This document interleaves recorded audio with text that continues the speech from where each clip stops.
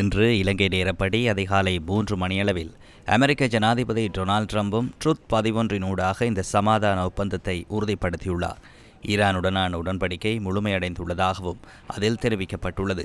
ஹோமுஸ் நீரிணை எவ்வித கட்டணமுமின்றி திறந்துவிடப்படும் எனவும் அதற்கு இணையாக ஈரானின் துறைமுகங்களை முடக்கும் நடவடிக்கைகள் உடனடியாக நீக்கப்படும் எனவும் டொனால்ட் ட்ரம்பின் ட்ருத் பதிவில் குறிப்பிடப்பட்டுள்ளது.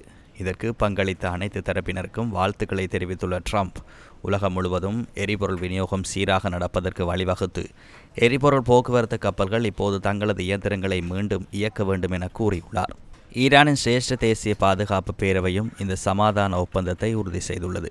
லெபனான் உள்ளிட்ட அனைத்து முனைகளிலும் உள்ள போர்களை உடனடியாகவும் நிரந்தரமாகவும் நிறுத்துவதும், ஈரான் துறைமுகங்களுக்கு விதிக்கப்பட்டுள்ள அமெரிக்க கடற்படை முற்றுகையை உடனடியாக முடிவுக்கு கொண்டு வருவதும் அமெரிக்காவுடன் எட்டப்பட்ட ஒப்பந்தத்தில் சேர்க்கப்பட்டுள்ளது என அதன் செயலகத்தை மேற்கோள் காட்டி சர்வதேச ஊடகங்கள் செய்தி வெளியிட்டுள்ளன. தொடர்புடைய புரிந்துணர்வு ஒப்பந்தம் உத்தியோகபூர்வமாக கையெழுத்திடப்படும் நிகழ்வு ஜூன் 19 வெள்ளிக்கிழமை நடைபெறும் என்பதை ஈரானும் உறுதிப்படுத்தியுள்ளது.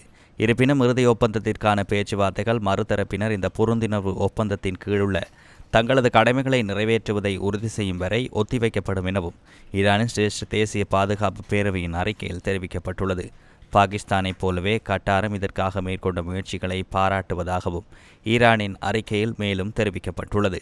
ஈரான் பாதுகாப்பு பேரவையின் அறிவிப்புக்கு முன்னர் ஈரானின் வெளிவிவகார பிரதி அமைச்சர் காசிம் ஹரிபாபாடியை மேற்கோள் காட்டி தஸ்னீம் செய்தி சேவையும் அறிக்கையிட்டுள்ளது.